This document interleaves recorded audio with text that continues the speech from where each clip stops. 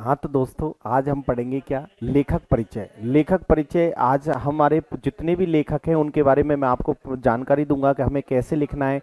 ये हमारे पेपर में 4 नंबर का आएगा। तो 4 नंबर के प्रश्न का आंसर देते समय हमें किन किन बातों का ध्यान रखना है, कैसे हमें दिखाना है कि हम उस लेखक परिचय को पूरा कैसे करेंगे। तो मैंने आपको बताया इन बिंदुओं को देखते हुए और फिर हमें लेखक का परिचय कंप्लीट करना है। तो पहला पार्ट है हमारा गद्य का, अर्थात मैं गद्य के सारे लेखकों के परिचय आपको बता रहा हूँ। तो पहला है लेखिका हमारी कौन, महादेवी वर्मा। अर्थात कौन है पहले नंबर पर हमारे यहाँ, महादेवी वर्मा। कौन, महादेवी वर्मा। तो महादेवी वर्मा जो लेखिका है, इनका जन्म कब हुआ, 1907 फर्रुखाबाद उत्तर प्रदेश में हुआ। अर्थात महादेवी वर्मा का जन्म 1907 फर्रुखाबाद उत्तर प्रदेश में हुआ। इनकी मृत्यु 1987 इलाहाबाद उत्तर प्रदेश में हुई। अर्थात इलाहाबाद ये भी कहाँ पड़ता है, उत्तर प्रदेश में पड़ता है, अर्थात उत्तर प्रदेश में हुई। हिंदी साहित्य का काल, आपको ये पॉइंट ऐसे ही बनाते जाना है। हिंदी साहित्य का काल, आधुनिक काल की लेखिका हैं ये, और आधुनिक काल में भी छायावाद के 4 स्तंभों में ये महत्वपूर्ण मानी जाती हैं। तो आपको लिख देना है आधुनिक काल और छायावादी कवयित्री हैं या लेखिका हैं। इनकी जो भाषा है तो कौन सी हो जाएगी, खड़ी बोली। अर्थात कौन सी, हिंदी खड़ी बोली। अर्थात इनकी भाषा क्या हो गई, हिंदी खड़ी बोली। तो आपको ऐसे पॉइंट बनाते हुए आगे बढ़ते हुए चला जाना है। फिर आपको इनका जीवन परिचय मैं आपको बताता हूँ कि इनका जीवन परिचय क्या है। तो जीवन परिचय में मैंने आपको बताया कि महादेवी वर्मा का जन्म 1907 फर्रुखाबाद उत्तर प्रदेश में हुआ। इनकी प्रारंभिक शिक्षा इंदौर के मिशन स्कूल में हुई। अर्थात इंदौर कहाँ पर है, मध्य प्रदेश में। तो इंदौर के मिशन स्कूल में हुई। 9 वर्ष की उम्र में लेखिका अर्थात महादेवी वर्मा का विवाह हो गया। ये जीवन से संबंधित चल रहा है, पर उनका अध्ययन चलता रहा, अर्थात उन्होंने अध्ययन यानी पढ़ाई नहीं छोड़ी। 1929 में लेखिका बौद्ध भिक्षुणी बनना चाहती थी, अर्थात बौद्ध धर्म धारण करना चाहती थी, परंतु किसके संपर्क में आ गई, गांधी जी के संपर्क में आने के बाद हाँ समाज सेवा की ओर उन्मुख हो गई। अर्थात समाज सेवा की ओर क्या हो गई, उन्मुख हो गई। और उन्होंने नारी शिक्षा के प्रसार के लिए, अर्थात नारी शिक्षा के प्रसार के लिए या नारी शिक्षा को बढ़ावा देने के उद्देश्य से प्रयाग महिला विद्यापीठ की स्थापना की। अर्थात किसकी स्थापना की, प्रयाग महिला विद्यापीठ की स्थापना की, तथा अपना जीवन शिक्षा और समाज कल्याण के लिए समर्पित कर दिया। अर्थात अपना जीवन शिक्षा और समाज कल्याण के लिए क्या कर दिया, समर्पित कर दिया। तो ये इनका जीवन परिचय था कि भाई महादेवी वर्मा का जन्म कहाँ हुआ, इनकी प्राथमिक शिक्षा कहाँ हुई और इन्होंने जीवन में अपने आगे कैसे बढ़ाया, अर्थात अपने जीवन को कैसे गतिमान रखा सब। अब साहित्यिक परिचय के बारे में थोड़ा सा मैं आपको बता दूं कि साहित्यिक परिचय क्या है। तो इनका साहित्यिक परिचय अर्थात हिंदी साहित्य में इनका बहुत अमूल्य योगदान है। तो देखिए सब, साहित्य सेवी, ठीक है ना, ये शब्द है साहित्य सेवी, साहित्य सेवी, साहित्य सेवी, साहित्य सेवा में यानी सेवी लिखना है, साहित्य सेवी। और समाज सेवी, ये सेवी शब्द है, समाज सेवी। साहित्य सेवी और समाज सेवी दोनों रूपों में महादेवी वर्मा की प्रतिष्ठा कैसी रही है साहब, महत्वपूर्ण रही है। अर्थात साहित्य सेवी और समाज सेवी दोनों ही रूपों में महादेवी वर्मा की जो प्रतिष्ठा है वो कैसी है, महत्वपूर्ण है, अर्थात महत्वपूर्ण प्रतिष्ठा रही है। साहित्य जगत में महादेवी वर्मा की प्रतिष्ठा बहुमुखी प्रतिभा की रचनाकार हैं। अर्थात ये बहुमुखी प्रतिभा की क्या हैं, रचनाकार हैं। इन्होंने वे छायावाद के 4 स्तंभों में प्रमुख मानी जाती हैं। अर्थात छायावाद के जो 4 प्रमुख स्तंभ हैं, प्रसाद, पंत, निराला और महादेवी वर्मा। महादेवी वर्मा ने निबंध यानी बहुत निबंध भी लिखे हैं। संस्मात्मक रेखा चित्र के कारण अप्रतिम गद्यकार के रूप में उनकी क्या है साहब, चर्चा होती रही है। अर्थात उनके निबंध और संस्मात्मक रेखा चित्रों के कारण एक अप्रतिम गद्यकार के रूप में उनकी चर्चा होती रही है। कविताओं में वे अपनी आंतरिक वेदना को प्रकट करती हैं। अर्थात कविताओं में क्या लिखती हैं, आंतरिक वेदना और पीड़ा को व्यक्त करती हैं, जबकि गद्य में यानी कहानियों में गहरा सामाजिक सरोकार स्थान पाता है। अर्थात उनकी कहानियों में सामाजिक सरोकार उनको स्थान दिया जाता है। उन्होंने समाज के शोषित और पीड़ित वर्ग को, अर्थात समाज के शोषित और पीड़ित वर्ग को अपनी गद्य रचनाओं का नायकत्व प्रदान किया है, अर्थात अपनी गद्य रचनाओं का हीरो बनाया है, नायक बनाया है। अर्थात उन्होंने जो शोषित और पीड़ित वर्ग है हमारा या निम्न वर्ग है उसको हमारी यानी अपनी गद्य रचनाओं का क्या बनाया है, यानी हाँ नायक बनाया है। आ गई बात समझ में। तो ये साहित्य के बारे में लिख देना है भाई। आप पर ऐसे एग्जैक्ट नहीं आता तो आप लिख सकते हैं उन्होंने हिंदी साहित्य के लिए बहुत महत्वपूर्ण योगदान दिया, राष्ट्रवादी कविताएं लिखी, संस्मरणात्मक निबंध गद्य आदि लिखा, और इन सभी का यानी लिखने के बाद महत्वपूर्ण योगदान महादेवी वर्मा ने हिंदी साहित्य के लेखन में दिया। तो अब उसकी रचनाएं देखते हैं साहब। तो रचनाएं महादेवी वर्मा की रचना कौन कौन सी हैं? तो काव्य संग्रह अर्थात कविता संग्रह है, निहार, रश्मि, नीरजा और यामा। यामा इनकी प्रसिद्ध रही है क्योंकि इन पर इनको क्या मिला है, ज्ञानपीठ पुरस्कार मिला है साहब। संस्मरण जो रहे इनके अतीत के चलचित्र, स्मृति की रेखाएं, पथ के साथी, मेरा परिवार, ये इनके क्या रहे हैं, संस्मरण रहे हैं। निबंध रहे हैं, श्रृंखला की कड़ियां, आपदा, भारतीय संस्कृति के स्वर। जो हमारा पाठ लिया गया है भक्तिन वो कहाँ से लिया गया है, स्मृति की रेखाओं से लिया गया है। इन्हें पुरस्कार व सम्मान यदि आपको लिखने हैं तो पुरस्कार महादेवी वर्मा को ज्ञानपीठ पुरस्कार दिया गया साहब। किस पुस्तक पर मिला था? यामा पुस्तक या यामा कविता संग्रह जो इन्होंने लिखा था, यामा काव्य संग्रह पर इन्हें ज्ञानपीठ पुरस्कार मिला। इन्हें अनेक यानी पद्म भूषण, भारत भारती व अन्य सम्मान भी दिए गए, अर्थात इन्हें पद्म भूषण से भी सम्मानित किया गया, भारत भारती सम्मान भी इन्हें दिया गया। तो ये महादेवी वर्मा का लेखिका परिचय था, अर्थात लेखिका के बारे में आपसे पूछा जाए कि भाई उनका लेखिका का परिचय दीजिए, तो हम सबसे पहले आपको ये ध्यान रखना है कि पॉइंट बनाने हैं।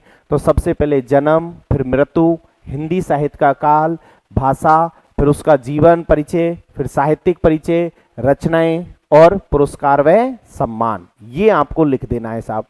तो अगला देखिए आगे अब देखते हैं। हाँ, अगले चैप्टर है हमारा जैनेन्द्र कुमार, अर्थात अगले लेखक कौन से हैं, जैनेन्द्र कुमार, जिन्होंने कौन सा पाठ लिखा है, बाजार दर्शन, निबंध लिखा है बाजार दर्शन। तो देखिए जन्म 1905 अलीगढ़ उत्तर प्रदेश में हुआ, इनकी मृत्यु 1990 उत्तर प्रदेश में हुई। ठीक है साहब। आधुनिक काल के कवि हैं, बिल्कुल आपके कवि। हिंदी साहित्य का कौन सा काल है, आधुनिक। भाषा वही खड़ी बोली हिंदी। तो ये तो आपके कुछ कॉमन्स हैं जिन्हें आप याद कर लेंगे कि भाषा लगभग की सभी की खड़ी बोली हिंदी है, और काल है ज्यादातर सभी लेखकों का कौन सा है, आधुनिक काल है। आगे देखेंगे साहब इनका जीवन परिचय। तो जैनेन्द्र कुमार जी का जीवन परिचय देखिए। तो जैनेन्द्र कुमार का जन्म 1905 अलीगढ़ उत्तर प्रदेश में हुआ। इनके बचपन में ही अर्थात पिता का देहांत हो गया, जब ये छोटे थे तो पिताजी का देहांत होने के बाद मामा द्वारा इनका लालन पालन हुआ या मामा द्वारा इनका पालन पोषण किया गया। प्रारंभिक शिक्षा हस्तिनापुर के गुरुकुल स्कूल, अर्थात हस्तिनापुर के कहां पर, गुरुकुल स्कूल, और उच्च शिक्षा काशी हिंदू विश्वविद्यालय से हुई, अर्थात काशी हिंदू विश्वविद्यालय से हुई। जैनेन्द्र कुमार के समस्त पहलुओं पर अपना विचार कर दिए, अर्थात समस्त पहलुओं या विषयों पर, आप तो ये ध्यान रखना, समस्त विषयों पर इन्होंने अपना विचार दिया, अर्थात समस्त विषयों पर अपने विचार दिए, तथा सामाजिक और राजनीतिक अर्थनीति, सामाजिक राजनीति और अर्थनीति एवं दर्शन से संबंधित गहन प्रश्नों को सुलझाने की कोशिश की, तथा गांधीवादी चिंतन दृष्टि थी इनकी। कैसी थी, अर्थात गांधीवादी चिंतन दृष्टि थी, यानी गांधीवाद के अनुयायी थे।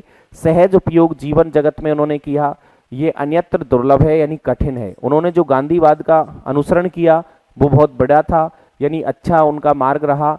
जैनेन्द्र कुमार ने गांधीवादी विचारधारा का अनुसरण करते हुए उसे हृदयगम गहराइयों में उतारा था, अर्थात उसे हृदयगम गहराइयों में उतारा था। तो ये आपको जैनेन्द्र कुमार का जीवन परिचय हो गया कि जैनेन्द्र कुमार का जन्म 1905 अलीगढ़ उत्तर प्रदेश में हुआ।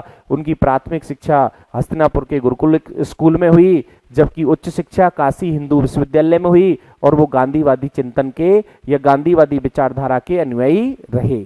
आ गई बात समझ में। अब साहित्यिक परिचय को देखते हैं। तो साहित्यिक परिचय किसका, जैनेन्द्र कुमार का साहित्यिक परिचय। तो हिंदी साहित्य में प्रेमचंद के बाद, मुंशी प्रेमचंद के बाद महत्वपूर्ण कथाकार के रूप में किसी को प्रतिष्ठा मिली है तो वो कौन है, जैनेन्द्र कुमार का अवदान बहुत व्यापक और वैविध्यपूर्ण है। अर्थात जैनेन्द्र कुमार के बाद यदि कोई है, प्रेमचंद के बाद यदि कोई है तो वो अवदान किन्हें मिला है, या व्यापक वैविध्यपूर्ण जो मिला है वो जैनेन्द्र कुमार को मिला है। अपने उपन्यास और कहानियों के माध्यम से, अपने उपन्यास और कहानियों के माध्यम से उन्होंने सशक्त मनोवैज्ञानिक कथाधारा यानी मनोवैज्ञानिक कथाधारा का प्रवर्धक किया। ठीक है, जैनेन्द्र कुमार को मनोवैज्ञानिक उपन्यासकार के रूप में माना जाता है, अर्थात इनकी पहचान किस उपन्यासकार के रूप में है, मनोवैज्ञानिक उपन्यासकार के रूप में मानी जाती है। वे कथाकार होने के साथ साथ उनकी पहचान अत्यंत गंभीर चिंतक के रूप में भी हुई है, अर्थात गंभीर कैसे रहे, चिंतक भी रहे कथाकार होने के साथ साथ। उन्होंने अपने निबंधों में गहरी वैचारिकता, अर्थात उनके निबंधों की बहुत बड़ी विशेषता है कि गहरी वैचारिकता और साहित्य सुलभ लालित्य का दुर्लभ संयोग किया है, अर्थात उन्होंने साहित्य गहरी वैचारिकता और साहित्य सुलभ लालित्य का दुर्लभ संयोग किया है। आ गई बात समझ में? तो अब आपको साहित्यिक परिचय में मैं आसानी से एक बार बोल के सुना रहा हूं कि हिंदी साहित्य में प्रेमचंद के बाद यदि कोई कथाकार को प्रतिष्ठा मिली है तो वो जैनेन्द्र कुमार हैं। जैनेन्द्र कुमार मनोवैज्ञानिक कथाधारा के प्रवर्तक रहे हैं और ये मनोवैज्ञानिक उपन्यासकार के रूप में इनकी एक पहचान हुई है। इनके निबंधों की जो गंभीरता है, वैचारिकता है, साहित्य सुलभ और लालित्य का इनके निबंधों में क्या देखा जाता है, अनुपम संयोग देखा जा सकता है। अब इनकी रचनाएं देखते हैं। हाँ जी, तो भाषा शैली क्या है इनकी? जैनेन्द्र कुमार की भाषा सरल और सहज है, साहब सरल है। उन्होंने बहुत ही अनौपचारिक सी दिखने वाली शैली में समाज के उलझे हुए प्रश्नों को सुलझाने की कोशिश की है। जैनेन्द्र कुमार की भाषा शैली का अनोखा संयोग दिखाया है, अर्थात जैनेन्द्र कुमार हैं, उन्होंने भाषा शैली का कैसा दिखाया है, अनोखा संयोग दिखाया है। यदि आप इसे अलग से लिखना चाहें तो लिख सकते हैं, नहीं भी लिखना चाहें तो इसका कोई ऐसा नहीं है कि भाई इसके अंक कट जाएंगे या हमारा अंक कोई घट जाएगा।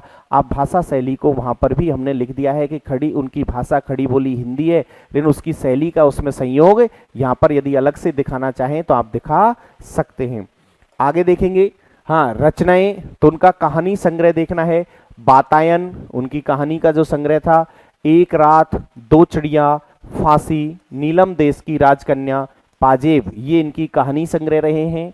ठीक है, उपन्यास फरक, अनाम स्वामी, सुनीता, कल्याणी, त्यागपत्र और मुक्तिबोध, यानी ये इनके क्या रहे हैं, उपन्यास रहे हैं। निबंध संग्रह, अर्थात निबंध संग्रह की बात की जाए तो प्रस्तुत प्रश्न, जड़ की बात, पूर्वोदय, साहित्य का श्रेय और प्रेय, सोच विचार, समय और हम, ये इनके क्या रहे हैं साहब, यानी निबंध संग्रह रहे।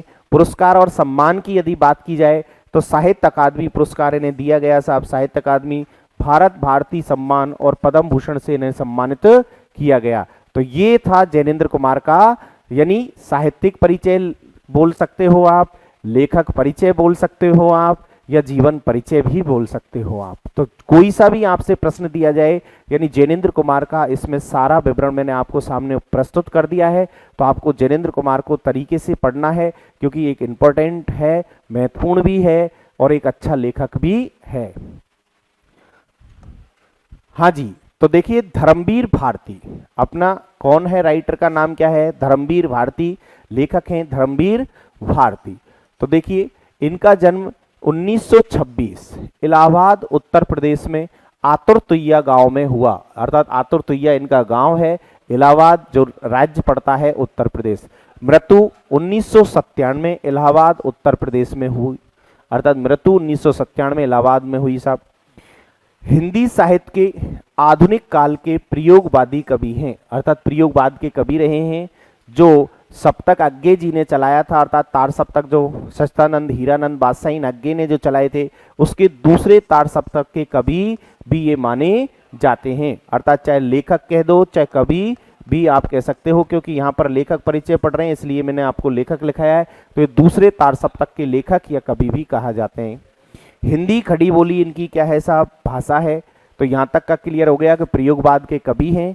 आधुनिक काल के अंदर जो प्रयोगवादी धारा आई थी उसमें जो अग्गे द्वारा तार सप्तक चलाए गए थे उनमें भी इनका संयोग रहा साहब।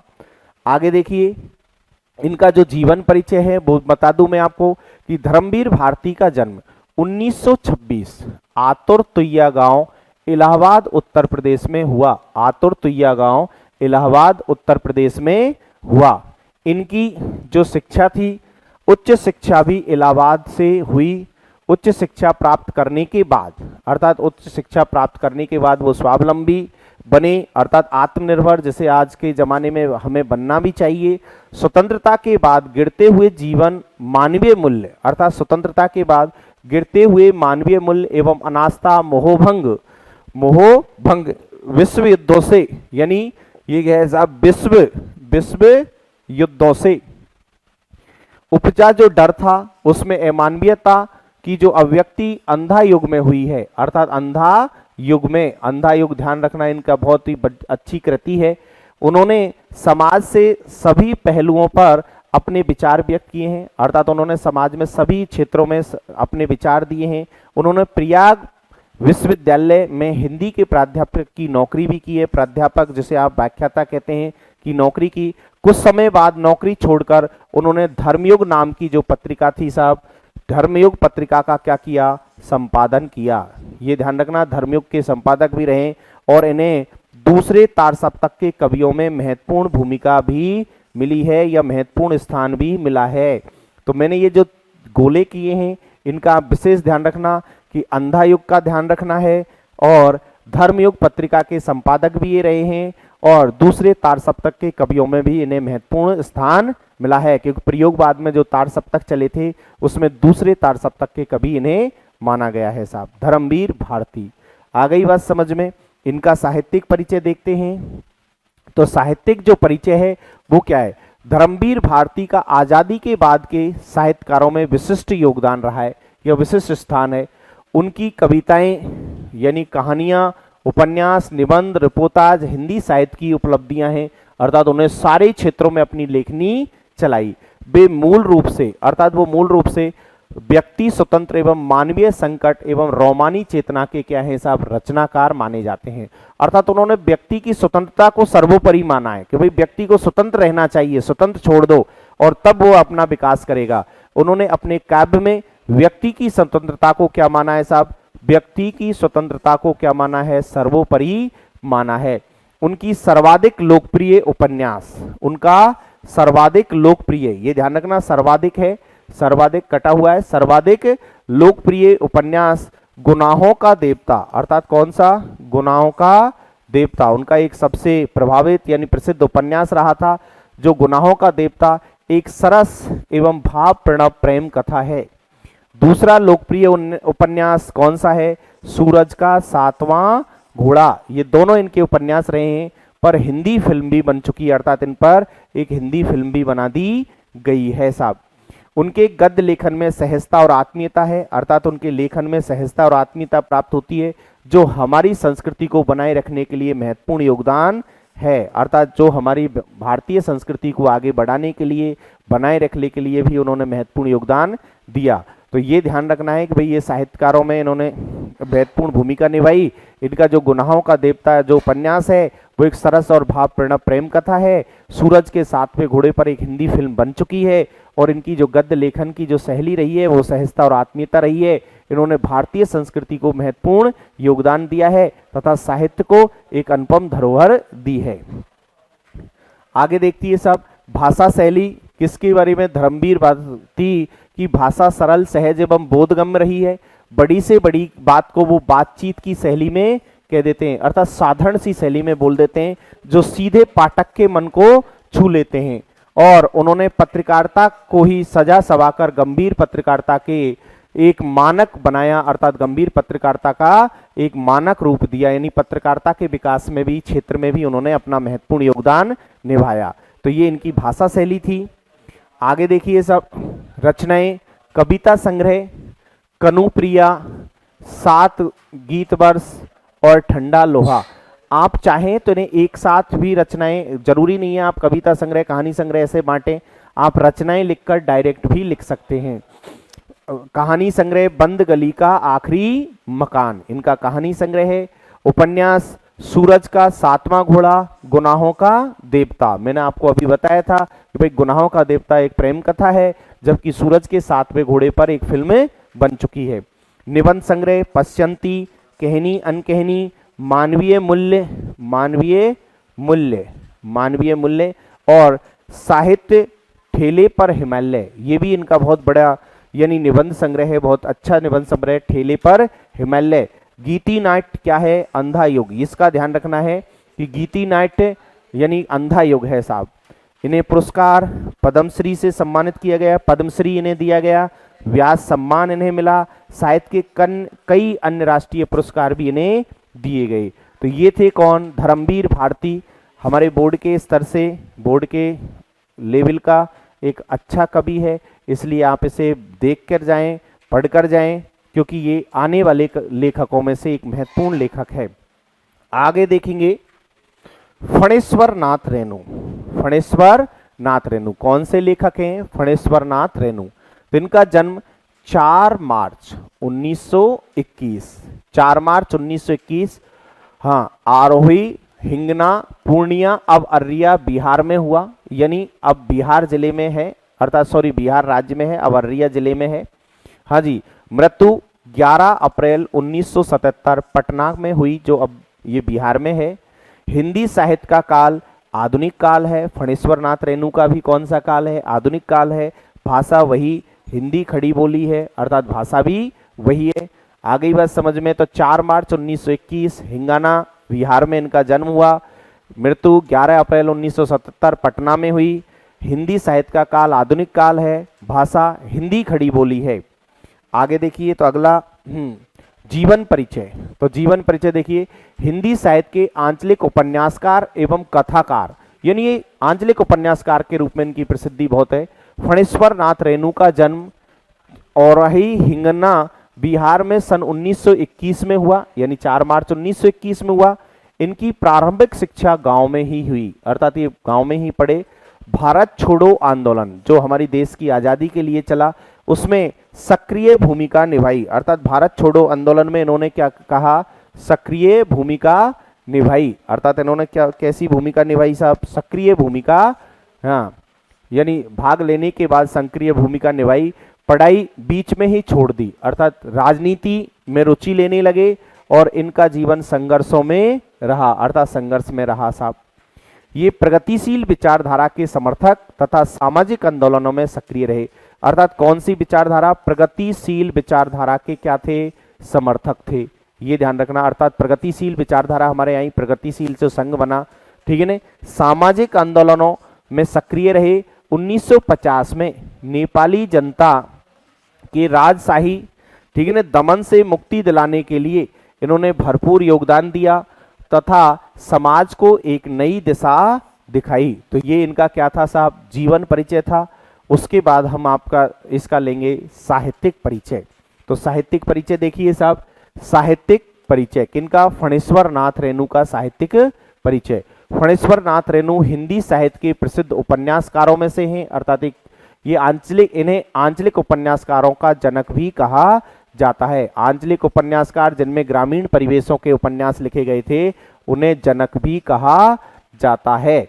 इन्होंने अपने साहित्य में आंचलिकता यानी आंचलिकता की अवधारणा को महत्व दिया है, अर्थात ग्रामीण परिवेश का इन्होंने बहुत ही वर्णन किया है, तथा नायक की जगह, अर्थात उपन्यास में जो नायक बनाया है उसे अंचल को ही अपना नायक बना डाला है, अर्थात इन्होंने अंचल को ही अपना नायक बना दिया।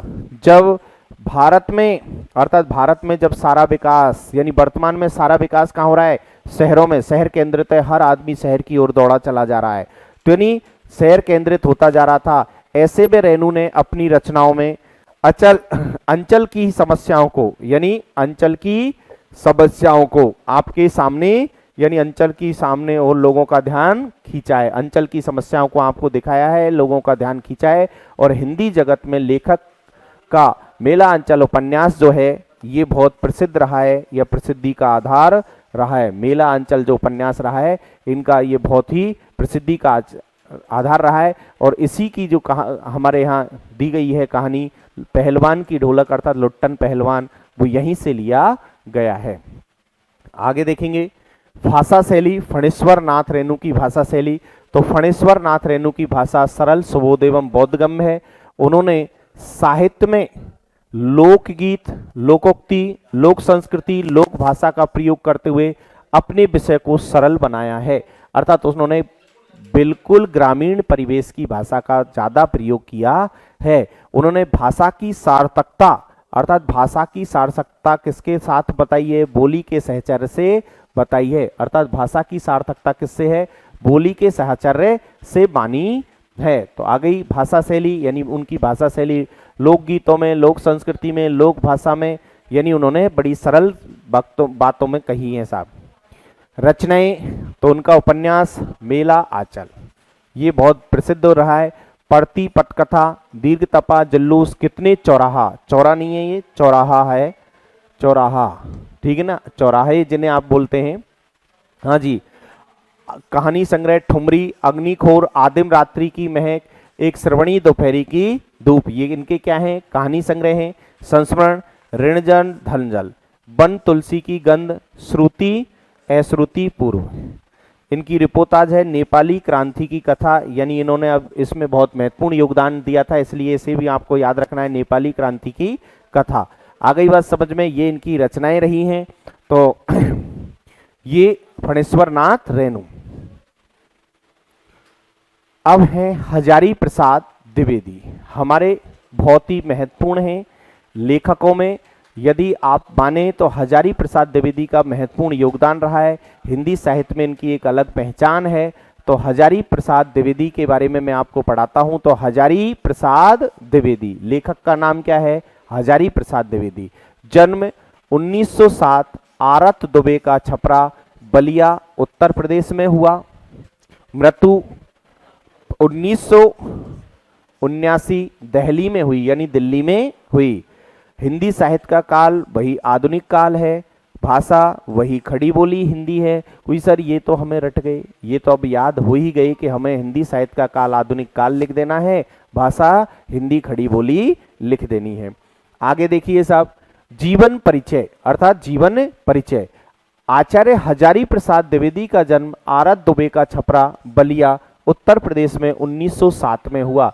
तो ध्यान रखना है, महादेवी वर्मा का जन्म भी 1907 में हुआ था। तो दो लेखक आपको एक साथ 1907 के मिल रहे हैं। उन्होंने काशी हिंदू विश्वविद्यालय से उच्च शिक्षा प्राप्त की, अर्थात उनकी जो उच्च शिक्षा हुई थी वो कहां से हुई थी? काशी हिंदू विश्वविद्यालय से हुई थी। तथा गुरुदेव रविंद्रनाथ अर्थात जो रविंद्रनाथ ठाकुर के निमंत्रण पर बुलावे पर शांति निकेतन में हिंदी भवन के निदेशक भी रहे, अर्थात शांति निकेतन में उन्होंने हिंदी भवन के निदेशक के रूप में भी कार्य किया। वहां का शांत और साहित्यिक वातावरण उनकी साहित्य साधना के लिए वरदान सिद्ध हुआ, अर्थात उनकी साहित्य साधना वहां से प्रारंभ हो गई। 1950 में द्विवेदी काशी हिंदू विश्वविद्यालय में प्रोफेसर बनकर आए, अर्थात वो प्रोफेसर बनकर आए। भारत सरकार में उन्होंने सेवाएं दी, अर्थात भारत सरकार में भी उन्होंने अनेक कार्य किए। द्विवेदी जी जो उत्तर प्रदेश हिंदी ग्रंथ अकादमी के अध्यक्ष भी रहे, अर्थात उत्तर प्रदेश हिंदी ग्रंथ अकादमी के अध्यक्ष भी रहे, पंजाब विश्वविद्यालय के कुलपति भी रहे, और इनका अध्ययन क्षेत्र अत्यंत व्यापक रहा है, अर्थात बहुत विशाल रहा है। तो ये इनका जीवन परिचय रहा है कि भाई इन्होंने सरकारी सेवाओं में भी कार्य किया है। तो ये उत्तर प्रदेश ग्रंथ अकादमी के अध्यक्ष भी रहे हैं और पंजाब विश्वविद्यालय के कुलपति के रूप में भी इन्होंने सेवाएं दी हैं।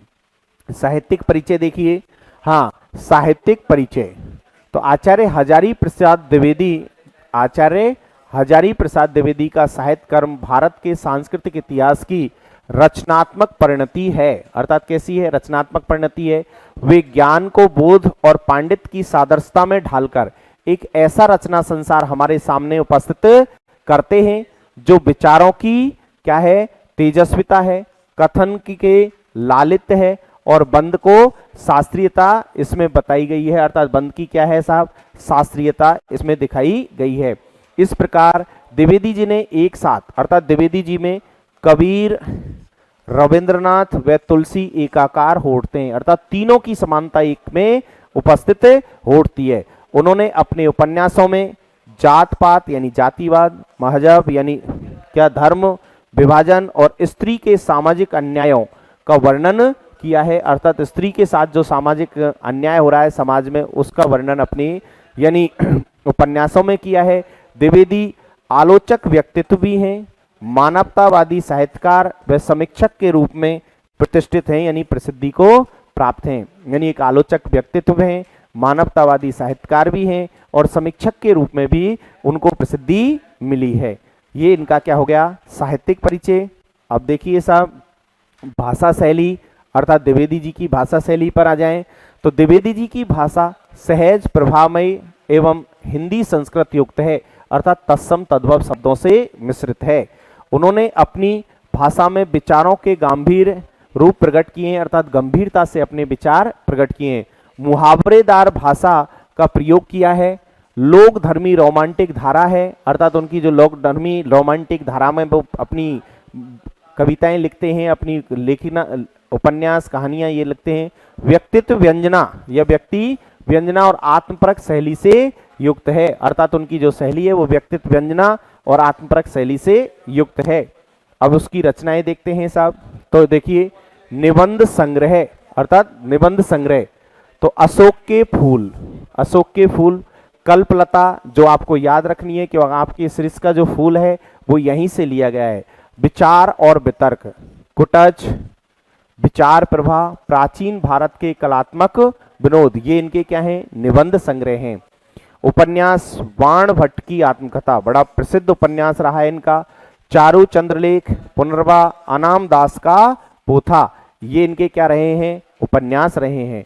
तो यानी कल्पलता को आपको विशेष ध्यान रखना है कि कल्पलता एक निबंध संग्रह है और हमारे शीर्ष के फूल जो निबंध है वो कल्पलता से लिया गया है। हाँ जी, आलोचनात्मक या साहित्य इनके देखिए साहब, सूर साहित्य, कबीर, मध्यकाल का स्वरूप, नाथ संप्रदाय, कालिदास की लालित योजना, हिंदी साहित्य का आदिकाल, हिंदी साहित्य की भूमिका और हिंदी साहित्य का उद्भव और विकास, ये इनका क्या रहा है, आलोचनात्मक साहित्य रहा है। ग्रंथ संपादक, संदेश रासक, पृथ्वीराज रासो, नाथो सिद्धों की वाणियां, इनकी क्या है साहब, ग्रंथ रहे हैं। पत्रिका विश्व भारती जो शांति निकेतन से निकलती थी उसके ये संपादक के रूप में रहे हैं। पुरस्कार व सम्मान तो साहित्य अकादमी द्वारा आलोक पर्व पर इनको भारत सरकार द्वारा क्या दिया गया है, पद्म भूषण दिया गया है, पद्म भूषण भी मिला है। लखनऊ विश्वविद्यालय द्वारा इन्हें डीलिट की उपाधि दी गई है। तो ये इनके पुरस्कार थे। तो मैंने कहा था कि भाई आपके द्विवेदी जी हैं जो बड़े महत्वपूर्ण लेखकों में इनका नाम गिना जाता है। अब देखिए साहब, B.R. आम्बेडकर, डॉक्टर भीमराव आम्बेडकर। तो पहली शब्द तो आपको ये ध्यान रखना है कि आप में से कुछ बच्चे इसको बड़े हिसाब से अंबेडकर बोलते हैं, तो अंबेडकर नहीं आम्बेडकर बोलना है। आज से हमें क्या बोलना है, आम्बेडकर बोलना है। इनके बारे में तो जितना मैं बोलूँ उतना ही कम है, क्योंकि एक बहुत ही महान विभूति ये रहे हैं, ठीक है ना। इनके लिए मैं इतना नहीं कर सकता कि इनको मैं शब्दों के अंदर बांध सकूं, इतना शब्दकोश मेरा श्रेष्ठ नहीं है कि आम्बेडकर जी के लिए शब्दों का प्रयोग कर सकूं। लेकिन फिर भी मैं आपके लिए यानी इसके परिचय को बताने के लिए आपको एक पूरा पैराग्राफ मैंने तैयार किया है, उसे आप पढ़ें और देखें। तो देखो, B.R. आम्बेडकर, जन्म 14 अप्रैल 1891 महू मध्य प्रदेश में हुआ, जबकि रहने वाले कहाँ के थे, महाराष्ट्र के रहने वाले थे। लेकिन जन्म यानी पिताजी यहाँ के नौकरी करते थे, इसलिए इनका जन्म महू मध्य प्रदेश में हुआ। मृत्यु 6 दिसंबर 1956 नई दिल्ली में हुई साहब। पिताजी और माताजी का नाम, माता का नाम भीमाबाई, फिर पिताजी का नाम रामजी मालोजी सकपाल थे, रामजी मालोजी सकपाल थे। तो ये इनके माता पिता का नाम था साहब। आगे देखेंगे जीवन परिचय, जीवन परिचय। तो आम्बेडकर का जन्म 14 अप्रैल 1891 को ब्रिटिश भारत के मध्य भारत प्रांत में, जो अब क्या था मध्य प्रदेश में स्थित महू नगर की सैन्य छावनी में हुआ, क्योंकि इनके पिताजी सैनिक थे इसलिए। आम्बेडकर किसमें थे, आम्बेडकर हिंदू महार जाति से संबंध रखते थे, अर्थात आम्बेडकर किस जाति के थे, महार जाति, जो हमारे यहाँ अछूत मानी जाती है, जो तब उस समय अछूत मानी जाती थी, अछूत कही जाती थी। इस कारण उन्हें ठीक है सामाजिक और आर्थिक रूप से गहरा भेदभाव सहन करना पड़ा, यानी सामाजिक रूप से भी उन्हें देखना पड़ा यानी भेदभाव, और आर्थिक रूप यानी गरीबी से भी उन्होंने देखना पड़ा। उन्होंने मराठी और अंग्रेजी में औपचारिक शिक्षा प्राप्त की, अर्थात उनकी 2 भाषाओं में उन्होंने अपनी शिक्षा प्राप्त की, क्योंकि मराठी क्योंकि वहाँ के वो मूल निवासी थे, और अंग्रेजी में उन्होंने अपनी औपचारिक शिक्षा प्राप्त की। अब उनके साथ ये आम्बेडकर शब्द कैसे जुड़ा, ये मैं आपको बता रहा हूं कि आम्बेडकर शब्द उनको क्यों लगा। तो देखिए साहब, वो आम्बेडवे गांव के रहने वाले थे जो महाराष्ट्र में पड़ता है। तो देखिए साहब, उनके शिक्षक देवरुखी ब्राह्मण शिक्षक कृष्णदेव आम्बेडकर, यानी कृष्णदेव आम्बेडकर, जो उनसे विशेष स्नेह रखते थे, यानी शर्मा जी थे वो, और वो उनसे विशेष स्नेह रखते थे। उन्होंने उनके नाम के आगे, अर्थात उन्होंने उनके नाम के आगे आम्बेडकर हटाकर, यानी ये उनके आम्बेडवेकर हटाकर अपना सरल नाम आम्बेडकर उन्हें दिया। अर्थात आम्बेडकर उपनाम किन्होंने दिया उन्हें? कृष्ण केशव दास जी ने, वो उनके गुरुजी थे। ये उनके गांव का नाम जुड़ा हुआ था, जो गांव के नाम को उन्होंने हटाया और उनका नाम उनके साथ जोड़ दिया। तब से आज तक वे आम्बेडकर के नाम से ही जाने जाते हैं। अर्थात इनके बचपन का नाम भीमराव था या बालक भीम था, अब ये वर्तमान में बाबा साहेब आम्बेडकर के नाम से जानते हैं। इन्हें संविधान सभा के जनक के रूप में या संविधान के, भारतीय संविधान के जनक के रूप में भी श्रद्धांजलि दी जाती है। अब देखिए साहब, इनका साहित्यिक परिचय, भाई इनका साहित्य तो बहुत बड़ा है लेकिन हम काट छाट के थोड़ा सा तैयार करते हैं। भीमराव रामजी अंबेडकर, डॉक्टर बाबा साहेब अंबेडकर नाम से लोकप्रिय हुए, अर्थात इनको डॉक्टर बाबा साहब आम्बेडकर के नाम से क्या हुए, सब लोकप्रिय हो गए।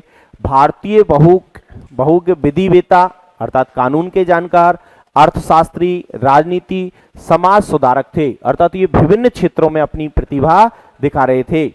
उन्होंने दलितों के लिए दलित बौद्ध आंदोलन को प्रेरित किया, अर्थात दलितों से बौद्ध आंदोलनों को प्रेरित किया।